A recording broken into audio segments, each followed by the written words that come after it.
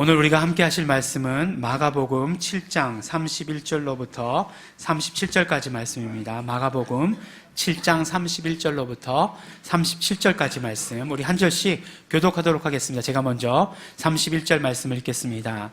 예수께서 다시 두로지경에서 나와 시돈을 지나고 데가볼리 지경을 통과하여 갈릴리 호수에 이르시매 귀먹고 어눌한 자를 데리고 예수께 나와 안수하여 주시기를 간구하거늘 예수께서 그 사람을 따로 데리고 무리를 떠나사 손가락을 그의 양 귀에 넣고 침뱉어 그의 혀에 손을 대시며 하늘을 우러러 탄식하며 그에게 이르시되 에바다 하시니 이는 열리라는 뜻이라. 그의 귀가 열리고 혀에 맺힌 것이 곧 풀려 말이 분명하더라. 예수께서 저희에게 경계하사 아무에게라도 이르지 말라 하시되 경계하실수록 저희가 더욱 널리 전파하니. 함께 봉독하시겠습니다. 사람들이 심히 놀라 가로되 그가 다 잘하였도다. 귀머거리도 듣게 하고 벙어리도 말하게 한다 하니라. 아멘. 혹시 여러분 운보 김기창 화백이라는 분을 아십니까? 네. 아시는 분도 계시고 또 모르시는 분들도 계시지만 대부분 다 아시는 것 같아요. 그런데 하여간 아시건 모르시건 간에 그분의 작품을 우리는 늘 대하고 있습니다. 어떤 작품이냐면 여러분들 10,000원짜리 다들 가지고 계시죠? 예. 제 주머니엔 지금 없습니다만, 예. 10,000원짜리에 보면은 누가 그려져 있죠? 예. 세종대왕, 예, 이거 상식인데, 예, 예. 세종대왕이 그려져 있는데, 그려져 있는 세종대왕이 바로, 누가 그렸냐? 김기창 화백이, 그렸다고 이렇게 합니다. 그래서 그 세종대왕, 보면은 늘 가지고 계시기 때문에 우리가 알건 모르건 간에 그분의 작품을 이렇게 다 가지고 다니시는 것입니다.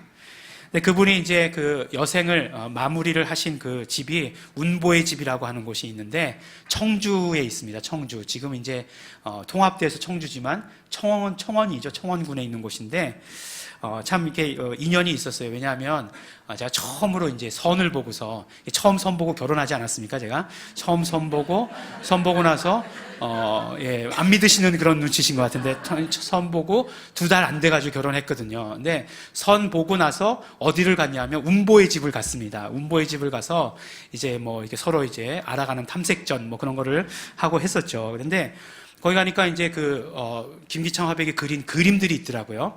전시장이 있는데, 그림이 있는데, 제가 늘 말씀드리지만 제가 그림에는 문외한이에요. 문외한이지만, 딱 이게 그림을 보는 순간 어떤 느낌이 받았냐면, 와, 시원하다. 그런 느낌 있잖아요. 그러니까 어디가 잘 그렸고, 어디가 특별히 뛰어나다, 이런 건 얘기는 못 하겠는데, 그 그림을 보는 순간, 아, 참 시원하다. 뻥 뚫리는 느낌이다. 그런 생각이 들었었습니다. 근데 이분이 우리가 잘 아는 대로 청각장애인이죠. 청각장애인입니다. 농아인이에요. 그래서 이제 농아인들 중에서는 뛰어난 분이기 때문에 그래도 이분이 농아인 복지에 큰 공헌을 하신 분이기도 합니다. 청음회관이라고 있는데 그게 어디 있냐면 역삼동에 있거든요. 역삼동에 귀한 땅에 그런 어떤 농아인들을 위한 그런 청음회관, 그런 것들이 있는 거 보면 굉장히 큰 일을 하신 거죠. 예. 근데 농아인이었던 거에 대해서 이렇게 나중에 회고록 같은 것들을 보면 자신은 불편함이 전혀 없었다라고 이렇게 이야기를 합니다. 오히려 아무런 어떤 그런 잡소리에 방해를 받지 않고 작품 활동에 몰두할 수 있어서 좋았다라고 이렇게 회고를 하고 있는 것을 볼 수 있습니다. 하지만 그의 젊은 날에는 결국 그렇지 않았다라는 그런 생각이 들어요.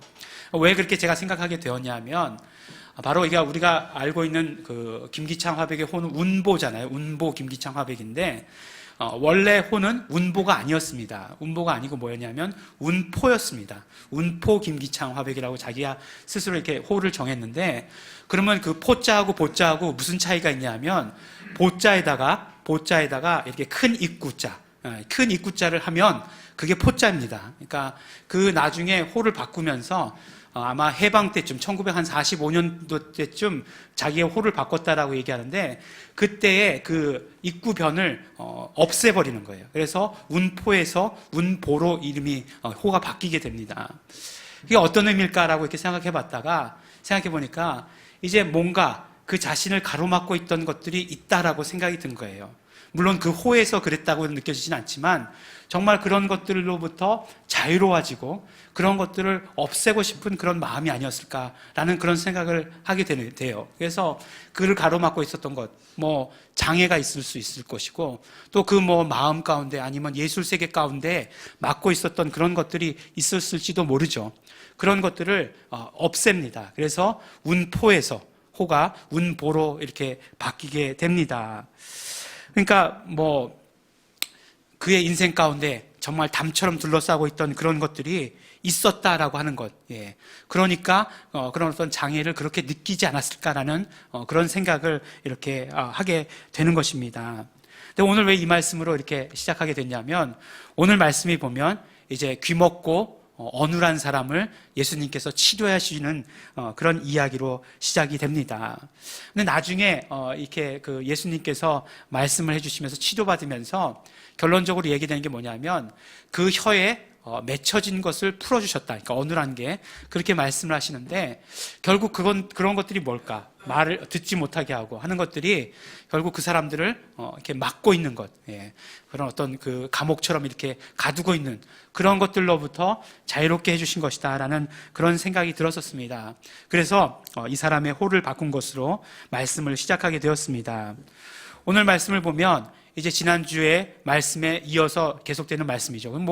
모든 말씀이 다 그렇죠. 지난주에 말씀에 이어서 오늘 말씀이 되는 건데, 지난주에 우리 어떤 말씀을 들었죠? 바로 수로보니게 여인의 딸을 고쳐주시는, 더 정확하게 얘기하면 그 딸에게서 귀신을 쫓아주시는 그 말씀을 우리가 함께 들었습니다. 그것이 일어난 곳이 어디냐면 바로 두로라고 하는 지역, 두로와 시도는 갈릴리 호수의 서쪽 그리고 북쪽에 있는 지중해 연안에 있는 도시인데 중요한 것은 뭐라고 말씀드렸죠? 이방인들 도시였다라고 이렇게 말씀하지 않았습니까? 그런데 이 도시들을 지나서 이제 데가볼리 지역을 지나서 갈릴리 호수로 가셨다라고 오늘 말씀이 시작하고 있어요. 데가볼리 지역은 동쪽이에요. 그 동쪽인데 그 지역도 마찬가지로 이게 이제 데가볼리라고 하는 것도 이방인 지역이다라고 말씀을 드렸죠. 데가볼리는 데카폴리스, 그러니까 데카라는 건 열을 말하는 거고 폴리스는 도시를 말하는 거니까 그 어떤 도시 이름을 말하는 것이 아니라 그 지역 10개 도시가 몰려 있었던 그 지역을 데가볼리라고 이렇게 이야기한다고 말씀을 드렸습니다. 바로 오늘 말씀도 이방 지역에서 일어난 일이에요. 그 지난주의 말씀 가운데 그 이방 사람들을 개라고 했던 유대인의 그 말에 예수님께서 동정한 것이 아니냐라는 그 의심 섞인 그 말로 우리가 그 말씀을 시작하지 않았습니까? 그렇지만 그것은 절대 아니었다라는 것을 우리가 말씀 속에서 함께 깨달았죠. 오직 예수님의 뜻은 무엇이었습니까? 이방인들에게도 하나님의 뜻이, 하나님의 구원이 이루어져야 되는 것, 전파되어야 하는 것이 예수님의 뜻이었습니다. 그렇기 때문에 율법을 지킴으로 말미암아 구원을 받는 것이 아니고 바로 믿음으로 말미암아 구원받게 된다라고 하는 것을, 그 메시지를 수로보니게 여인의 그런 일들을 통해서, 그 이적을 통해서 선포하신 그런 것이었습니다. 그러므로 우리가 받는 구원은 믿음으로 말미암아 이루어지게 되는 것이, 구체적으로 믿음을 우리의 입술로 시인하였을 때, 고백하게 되었을 때 우리는 구원받는 것이다 라고 하는 사실을 깨달았습니다. 한마디로 결론적으로 말씀드리면 우리의 믿음이라고 하는 것, 우리는 믿음의 언어로서 구원받는 것이고 우리의 신앙생활이라고 하는 것도 우리의 믿음의 언어로 이루어지는 것이다 라고 말씀했습니다. 그래서 지난주의 말씀을 통해서 우리가 받은 메시지는 바로 이것이었어요. 근데 오늘 이어서 계속해서 귀먹고 말이 어눌한 사람을 치료하시는 그런 말씀입니다. 사실 이상하게도 귀가 먹으면 말이 어눌해지더라고요. 근데 오늘 성경 말씀을 보니까 이 말이 어눌해지는 것을 뭐라고 얘기하냐면 혀에 맺힌 것이다 이렇게 표현했는데 무슨 뜻입니까? 이렇게 자세히 풀어서 보면 혀에 자물쇠가 채워져 있는 것 같다 이렇게 얘기하는 거예요. 그러니까 자물쇠가 채워져 있는 것 같다, 속박하고 있다라고 이렇게 이야기하고 있습니다. 그런데 그런 사람을 예수님께서 치료해 주셨다라고 이렇게 말씀을 해주세요. 근데 예수님께서 치료해 주실 때마다 우리는 물론 뭐 치료받았다, 이 치료의 이적이 일어났다라고 이렇게 얘기하지만 자세히 읽어보면 어떤 특징적인 것들이 있는 것을 우리가 발견할 수 있게 됩니다. 이적이 일어날 때. 그러기 위해서 그것을 통해서 어떤 메시지를 우리에게 또한 주시는 것이죠.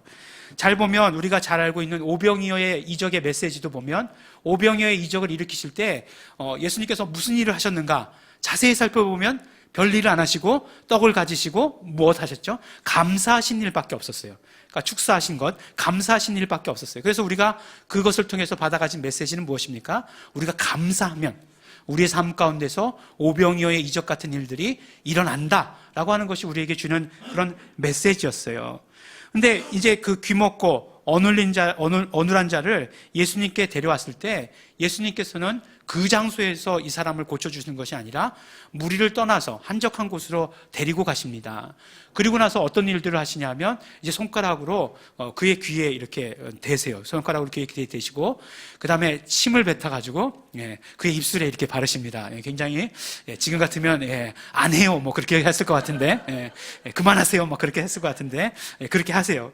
그리고 나서 하늘을 우러러 탄식하시고 그 다음에 뭐라고 말씀하십니까? 말씀을 하세요. 말씀을 하십니다. 에바다 라고 말씀하십니다. 에바다. 그런데 그 에바다는 무슨 뜻이냐? 바로 열리라 라고 하는 그런 뜻이다 라고 이렇게 이야기를 하십니다.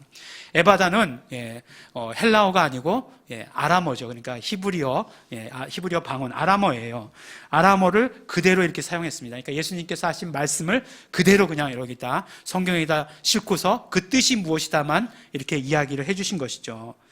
그러니까 보통 때 이적을 행하실 때보다 가만히 보니까 어떤 과정들이 굉장히 더 많은 것 같아요. 그렇죠? 막 손가락을 귀에다 이렇게 그 사람 귀에다 이렇게 꽂아주기도 하시고 침을 뱉어가지고 혀에다 이렇게 발라주시기도 하시고 하늘을 우러러 탄식하시고 그 다음에 이제 말씀을 하셔가지고 치료를 하시는 그런 어떤 과정들이 좀 보통 때보다 많다라고 하는 그런 느낌이 듭니다. 그렇지만 결국 이적은 예수님의 말씀으로 말미암아 이루어지게 되는 것이죠. 치료되는 것이죠. 그러니까 예수님의 말씀, 열리라, 에바다 하시는 말씀으로 치료되는 것입니다. 바로 치료라고 하는 것은 이 이적에서 가장 중요한 것은 예수님의 말씀이에요. 말씀으로 치료되는 것입니다. 말씀으로 이 치료가 이루어지는 것이에요. 왜냐하면 예수님의 말씀에는 능력이 있기 때문에 그렇습니다. 예수님께서 열리라, 에바다 라고 말씀하시자 그것을 선포하시자마자 그를 막고 있던 것들, 그를 둘러싸고 있던 것들, 그래서 그가 듣지 못하게 했던 것들, 그의 혀를 붙잡고 있었던 그런 모든 것들이 다 열려졌다라고 하는 것이에요. 예수님의 말씀의 능력은, 예수님의 말씀의 파워는 그 사람을 둘러싸고 있던 모든 것들, 그 사람을 둘러싸고 해서 그의 인생을 정말 답답하게 했던 모든 것들을 다 열어버렸습니다. 귀가 열리고 혀가 마치 자물쇠로 채우고 있던 것처럼 그렇게 채워져 있었는데 그것이 다 열려졌다라고 한다는 것이에요. 이것이 바로 예수님의 말씀의 능력입니다. 예수님의 말씀의 능력은 귀먹고 어눌한 자를 고치시는 것입니다. 뿐만 아니죠. 오늘 말씀에 뿐만 아니라 이제 8장 말씀 계속하면 예수님께서는 말씀으로 소경도 치료하시는 것이에요. 지금까지 모든 병자들을 다 말씀으로 치료하셨습니다. 정말 말씀으로 선포하셨을 때 그들이 눈 떠요. 소경이 눈 뜨는 것을 보게 되는 것입니다. 예수님의 말씀은, 그래서 예수님의 말씀으로 일어난 그 이적들은 결국 어떤 일들이 일어나게 되냐면, 어떤 결과를 우리에게 보여주냐면 예수님께서 메시아이심을, 예수님께서 그리스도이심을 우리에게 또한 증거해 주시게 되는 것입니다. 마태복음 11장에 보면 이런 사건이 있죠. 침례 요한이 이제 제자를 보내서 예수님께 질문을 합니다. 오실 그 이가 당신이 오니까, 그러니까 당신이 메시아입니까? 그리스도이십니까? 이렇게 질문을 하는 거예요. 그러면 예수님께서 그 질문에 대답을 해주셔야 되잖아요. 그러면 내가 메시아다, 아니다, 조금 더 기다려라, 이런 얘기를 해주셔야 되는데 그렇게 말씀하지 않으시고 어떻게 말씀하십니까? 이사야서 35장 5절 6절의 말씀을 인용하셔서 말씀을 하세요. 그 말씀이 뭐냐면 이사야서 말씀이 그때에 소경의 눈이 밝을 것이며 귀머거리의 귀가 열릴 것이며 그때에 저는 자는 사슴같이 뛸 것이며 벙어리의 혀는 노래하리니 라고 하시는 말씀. 그리고 나서 그 이 말씀에 덧붙이셔서 뭐라고 얘기하죠? 가난한 자에게 복음이 전파된다 하라 라고 하시는 그 말씀을 주셨어요. 그럼 이 말씀이 무슨 말씀입니까? 이 이사야에서의 말씀은 그때라고 하는 게 언제냐면 바로 메시아가 오시는 그때, 이스라엘의 회복, 바로 메시아가 오신, 그리스도가 오시는 그때를 말씀하고 있는 것이에요. 그때가 되면 어떤 일이 일어날 것이냐? 바로 귀머거리가 듣게 될 것이고 소경이 보게 될 것이고 벙어리가 찬양을 하게 될 것이다 라고 이렇게 얘기를 하시는 것이에요.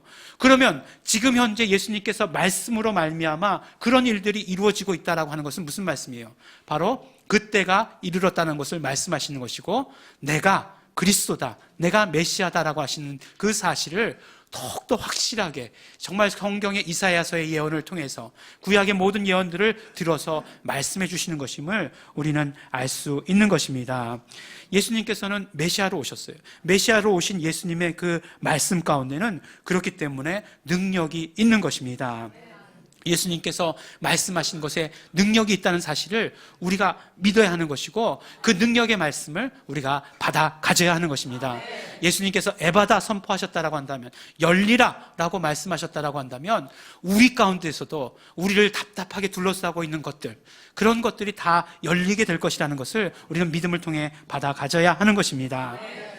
그러면 이제 궁금한 것은 예수님께서 말씀만 하시면 되는데 왜 그런 행동들을 하셨을까? 손가락을 귀에다 이렇게 넣으시고 또 아유 지저분하게 그냥 침을 뱉어가지고 또 그걸 또 혀에다가 이렇게 바르시고, 예. 지금은 숟가락도 이제 같이 담그지 않는 그런 시대가 되었는데 그런 일들을 하셨을까라고 하는 것, 그다음에 하늘을 우러러 탄식하시고 하는 그런 일들을 하셨을까라고 하는 것들, 그런 것들이 궁금하게 됩니다. 근데 바로 믿음의 언어라고 하는 것, 이 믿음의 언어라고 하는 것은 관계 가운데에서 훨씬 더 잘 전달된다라고 하는 것을 우리에게 알려주시는 것입니다. 물론 예수님의 말씀은 능력이 있어서 일방적으로 그 사람이 받아들이던 받아들이지 않던 간에 그 사람에게 전해지는 건 너무너무나 맞습니다. 하지만 그 관계가 이루어졌을 때, 예수님과 나와 어떤 그런 믿음의 관계가 더 확실하게 이루어졌을 때 그 믿음의 언어들이, 예수님께서 선포하신 말씀들이 나에게서 훨씬 더 크게 증폭되어져서 훨씬 더 확실하게 이루어지게 된다라고 이렇게 말씀해 주시는 것입니다. 성경에서 말씀하시고 있는 주제 가운데 가장 큰 그런 어떤 그 주제 가운데 하나가 바로 관계에 대한 이야기 아닙니까? 죄를 뭐라고 얘기하고 있습니까? 성경에서 죄라고 하는 것은 하나님과 나와 관계가 깨어진 것을 죄라고 말씀하고 있지 않아요? 구원을 뭐라고 말씀하십니까? 하나님과 나와 깨어진 그 관계가 예수님으로 말미암아 회복되어지는 것, 그것을 화해되어진 것, 그것을 구원이라고 말씀하고 있지 않습니까? 그것처럼 우리의 믿음의 언어라고 하는 것은 하나님과 나와 그 회복된 그런 관계 가운데서 훨씬 더 그 믿음의 언어들은 잘 전달이 된다라고 말씀해 주시는 것입니다. 그렇기 때문에 예수님께서는 그런 일들을 하셨고, 예수님과 정말 그 귀먹고 말 어눌한 그 사람이 바로 인격적인 그런 관계가 형성이 되었을 때 예수님의 그 믿음의 언어의 선포는 그 사람에게서 정말 이적으로 경험되어지는 그런 놀라운 일들이 일어나게 된다라고 말씀하시는 것입니다. 그 당시에도 어떤 그런 주술적인 일들이 많았다고 해요. 주술적인 치료가 많았다고 해요. 그렇지만 그 주술적인 치료와 예수님의 치료가 다른 가장 큰 특징 중에 하나가 무엇이냐면 바로 이런 인격적인 관계 가운데서 치료가 이루어진다는 것. 바로 인격적인 관계 가운데서 언어로 말미암아 치료가 이루어진다는 것, 이것이 가장 큰 차이라고 하는 것이에요. 바로 이렇게 믿음의 언어가 우리의 관계를 통해서 오고 간다라고 하는 그 사실을 말씀해 주시기 위해서, 또 그것을 실제로 그렇다는 것을 우리에게 보여주시기 위해서 예수님께서는 그렇게 행동하신 것을 우리는 오늘 말씀을 통해 알 수 있는 것입니다. 그러므로 오늘 이 말씀을 통해서 우리가 첫 번째로 믿음의 언어를 사용하겠다는 결단이 우리에게 있어야 합니다. 예수님께서 하셨던 그 능력의 말씀들을 나도 내 입술에 담겠다라고 하는 그런 결단이 우리에게 있어야 하는 것입니다. 그런데 이런 모든 결단이, 항상 결단이라고 하는 것은 작심삼일이 될까봐 두려워요. 하지만 우리가 이런 결단을 해도 두려워하거나 걱정하지 않아도 되는 것은 무엇이냐면 우리 안에 성령님이 계시다라고 하는 그런 사실입니다. 성령님께서 계시기 때문에 성령님께서는 언제나 우리에게 예수님의 그 하신 말씀들을 기억나게, 생각나게 해 주실 것입니다. 예수님께서 직접 말씀하시잖아요. 보혜사 성령님이 오시면 내가 너희에게 말한 모든 것들을 생각나게 해주실 것이다 라고 말씀하지 않으셨습니까? 그러니까 우리가 성령님으로 충만하면 우리는 예수님께서 하신 그 말씀들로 가득 차게 되는 그런 것들을 경험하게 될 것이에요. 우리가 말씀을 기억하게 된다는 것은 그 말씀을 우리 입술에 담는 것을 말하는 것입니다. 그 성령 충만의 그러므로 증거는 무엇입니까? 우리 입술에 예수님께서 하신 말씀들, 믿음의 언어들로 가득 채운다라고 한다면, 우리가 하고 있는 말들이 그렇다라고 한다면 바로 성령 충만의 증거가 되는 것입니다. 어느 날 이렇게 아침에 이렇게 집에서 이렇게 나오다 보면, 운전을 하다 보면 이렇게 흥얼흥얼 거릴 때 어떤 날 목사이지만 가요가 이렇게 나오는 그런 날도 있어요. 뭐 내 나이가 어때서 뭐 이렇게 요새 뭐 서른 즈음에 이런 노래보다 내 나이가 어때서 이게 더 맞는 노래인 것 같은 그런 생각이 들기도 해요. 그래서 이렇게 뭐 흥얼흥얼 하다 보면 어떤 생각이 딱 들다면, 아유 오늘 충만하지 않은가, 이거 왜 이런 노래가 나와? 딱 그런 생각이 들어요. 그러다가 어떤 날 이제 또 이렇게 딱 이제 운전대를 잡았는데 찬양이 이렇게 딱 나오는 거예요. 그러면 오늘 충만하구나 막 그냥 그게 적절지 않을지는 잘 모르겠지만 뭐 적절한 예는 아니라고 생각합니다. 하지만 어쨌든지 간에 우리의 입술에 담는 우리의 입술의 고백은 다 믿음의 언어, 예수님께서 하신 그런 말씀들이 되어야 한다는 것, 성령께서 우리를 그렇게 인도해 주실 것이라는 것을 우리는 믿어야 합니다. 그러므로 정말 믿음의 언어를 사용하겠다는 결단과 더불어서 성령 충만하겠다는 결단이 우리 함께 있어야 하는 것입니다. 두 번째로, 믿음의 언어는 예수 이름으로 이루어지는 것입니다. 가만히 생각해 보면 우리가 예수님께서 말씀하신 것하고 내가 얘기하는 것하고 같을까? 그런 의심들을 많이 하게 돼요. 그렇죠? 예수님이 말씀하시는 거하고 내가 얘기하는 거하고, 예수님 말씀하시면 예수님은 하나님이시니까 당연히 이루어지겠지만 내가 얘기해서 이루어질까? 나 같은 인간이 얘기하는 게 이루어질까? 이런 생각을 하게 됩니다. 그렇죠. 그건 너무나 당연합니다. 당연히 큰 차이가 있습니다. 예수님은 하나님이시고 우리는 인간인데 하나님께서 말씀하시는 거하고 인간이 이야기하는 거하고 똑같다라고 얘기하면 안 되겠죠. 똑같지도 않을 뿐더러. 그런데 그것을 알고 있었던 제자들은 그 믿음의 언어를 사용할 때 어떻게 사용했는가 하는 것을 우리에게 보여주십니다. 사도행전 3장에 보니까 베드로와 요한이 날 때부터 안진뱅이였던 사람을 만나게 되죠.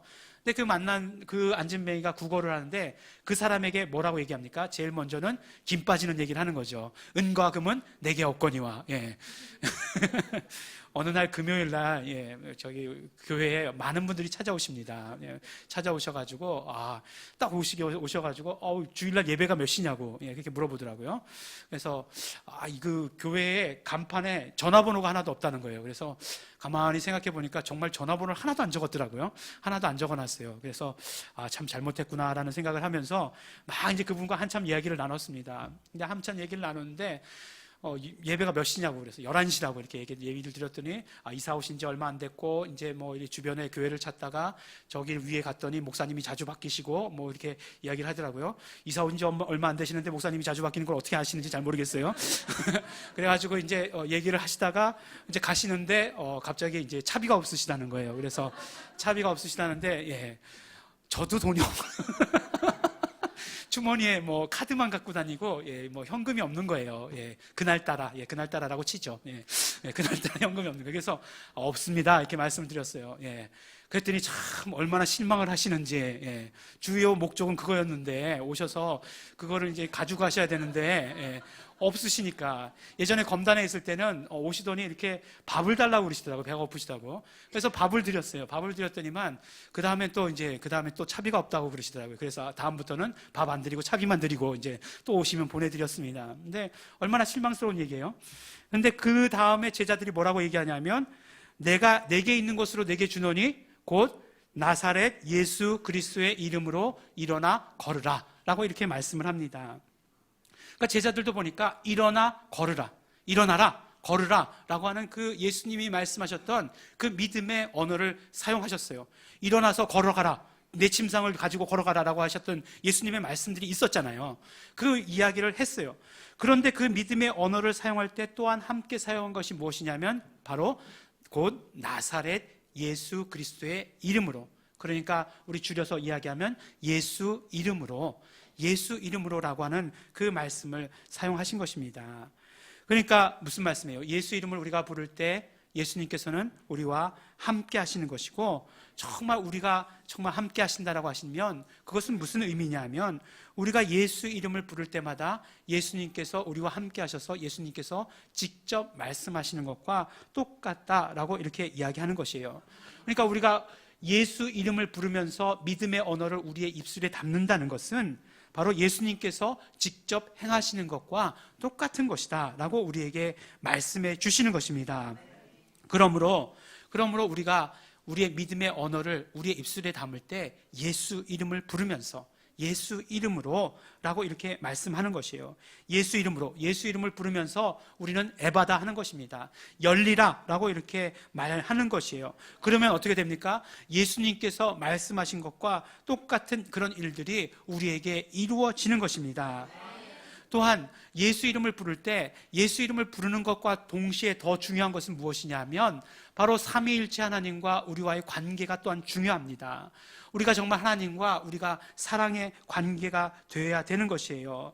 예수 이름을 부르는 것은 어떤 주문을 외우듯이 그렇게 주문을 외우듯이 부르는 것, 그런 것 절대로 아닙니다. 하나님과 나와의 관계가 너무나 중요한 것이에요. 사랑의 관계 가운데 하나님과 나와 사랑의 관계가 이루어졌을 때 그때 우리가 그 이름을 불러서 바로 그 이름을 불러서 우리 믿음의 언어를 담으면 예수님께서 직접 시행하시는 것과 똑같은 일들이 우리 삶 가운데 이루어지게 되는 것입니다. 그뿐만 아니죠. 똑같이 마찬가지로 우리 이웃들에게 전할 때도 그런 사랑의 관계가 이루어져야 하는 것입니다. 사랑의 관계가 이루어져야 우리의 믿음의 언어가 전달될 수 있어요. 지금 가장 우리 정말 어떤 그런 우리 크리스찬의 전도 가운데 가장 어려운 것이 무엇이냐면 이웃과의 관계 맺는 것에 어려움을 갖고 있다는 것이에요. 그렇기 때문에 우리가 관계를 맺으면 관계를 맺고 나서야 믿음의 언어들이 선포되어지고 그 믿음의 언어들이 전달되어질 수 있다라고 이렇게 말씀하는 것입니다. 예수님께서는 보면 그 관계가 어떤 면으로 굉장히 중요했다는 것을 알 수 있어요. 예수님께서 치료해 주셨던 방법이 무엇이었습니까? 보면 예수님께서 민망히 여기면서 그 사람의 아픔을 채울하시면서 치유하셨다 그렇게 이야기하셨어요. 그것은 무엇이에요? 그 사람의 병을 자신에게로 옮기셔서 그 병을 처리하신 것 아니었습니까? 그 사람의 그런 어떤 관계 가운데서 치료하신 것을 볼 수 있는 것이죠. 우리와 이웃과 사랑의 관계가 이루어져야 믿음의 언어들이 소통되게 된다, 소통되어지는 것을 우리에게 말씀해 주시는 것입니다. 그래요. 사실 그래요. 정말 우리가 아무리 정말 은혜 받으려고 마음을 먹어도 목사가 이야기하는데 목사 얼굴이 보기가 싫으면 그 사람에서 나오는 그런 언어 같은 것도 하나도 귀에 들어오지 않게 되어 있어요. 너는 이야기를 해라. 나는 오늘 성경을 통해서 큰 은혜 받고 가겠다. 뭐 이런 식으로 그냥 그런 결단이 이루어질 수밖에 없다는 것입니다. 성도와 목사와의 관계가 이루어져야 믿음의 언어가 서로 오고 가는 것처럼 그렇게 우리의 어떤 관계가 중요하다라고 하는 것을 우리에게 말씀해 주시는 것입니다. 우리는요, 믿음의 언어를 사용해야 합니다. 믿음의 언어는 바로 생명의 언어고 살리는 언어입니다. 예수님께서 이적을 행하시며 말씀했던 언어들이 바로 이러한 믿음의 언어들입니다.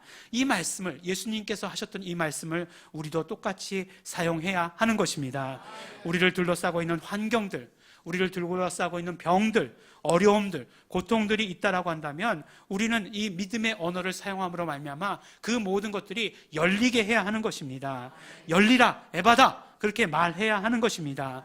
그런데 우리에게 더 말씀하시는 것은 예수 이름으로 말하는 것입니다. 우리가 예수 이름으로 에바다 말씀하면 그러면 예수님께서 그 자리에서 말씀하셨던 것과 똑같은 일들이 우리 삶 가운데 이루어진다라고, 경험되어진다라고 말씀하시는 것입니다. 사랑하는 우리 예일중앙교회 성도 여러분, 믿음의 언어를 사용하십시오. 열리라, 선포하십시오. 예수 이름으로 열리라고 말씀하시기 바랍니다. 그러므로 말미암아 열려진 그 삶 가운데의 축복을 마음껏 경험하시는 우리 성도 여러분들이 되시기를 예수 이름으로 축원합니다. 우리 함께 기도하시겠습니다. 이 시간에 기도하실 때 우리 정말 감사하시면서 기도하시겠습니다. 정말 예수님께서 우리에게 계속해서 생명의 언어로 채워주시는 것, 생명의 언어로 말씀해 주시는 것 너무나 감사하고 고맙습니다. 우리가 그 말씀을 받을 때마다 우리에게 치료가 이루어지고 우리의 삶의 모든 환경이 열리게 되는 것 너무나 감사하고 고맙습니다. 또한 우리도 마찬가지로 이제는 예수 이름으로, 정말 예수 예수 이름을 불러서 믿음의 언어를 우리 입술 가운데 담을 수 있도록 되기를 원합니다. 그런 삶을 살게 하여 주시옵소서. 성령님께서 함께하여 주시옵시고 성령님께서 인도하여 주시옵소서. 우리 다 같이 소원하시면서 결단하시면서 감사하시면서 통성으로 기도하시겠습니다.